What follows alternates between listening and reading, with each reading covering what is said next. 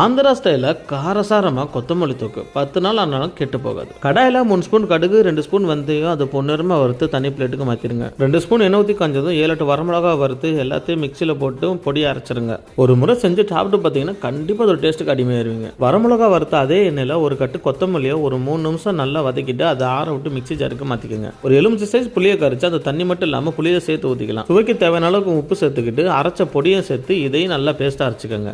கடாயில் 3 ஸ்பூன் தேங்காய் எண்ணெய் இல்லைன்னா நல்லெண்ணெய் சேர்த்துக்கோங்க. எண்ணெய் சூடானதும் கடுகு, உளுந்து, சீரகம் போட்டுக்கோங்க. 1.5 ஸ்பூன் கடலப்பருப்பு, 3 வரமிளகா நறுக்கி சேர்த்துக்கிட்டு ஒரு கைப்பிடி அளவுக்கு வெங்காயம் சேர்த்து நல்லா வதக்கி விட்டுருங்க. வெள்ளைப்பூடு எவ்வளோ வேணும்னாலும் தாராளமாக சேர்த்துக்கலாம். கொஞ்சம் கருவேப்பிலை சேர்த்து நல்லா மிக்ஸ் பண்ணிடுங்க. ஒரு 2 நிமிஷம் நல்லா வதக்கி வெங்காயம் பூண்டு பச்சை வாசனை போனதும் அரைச்ச விழுதை சேர்த்து நல்லா கலந்து விட்டுருங்க. அடுப்பு ஹைல இல்லாமல் லோ ஃப்ளேமில் ஒரு 10 நிமிஷம் நல்லா வதங்கட்டும். நம்ம ஊற்றின எண்ணெய்லாம் திரண்டு வரப்போ அதுதான் கரெக்டான பதம். ஃபைனலாக ஒரு ஸ்பூன் பிடிச்ச வெள்ளை சேர்த்து கிளறி விட்டு அடுப்பு ஆஃப் பண்ணிடுங்க. சாதத்தில் புரட்டி ஒரு வாய் சாப்பிட்டா அட்டா வேற லெவல்.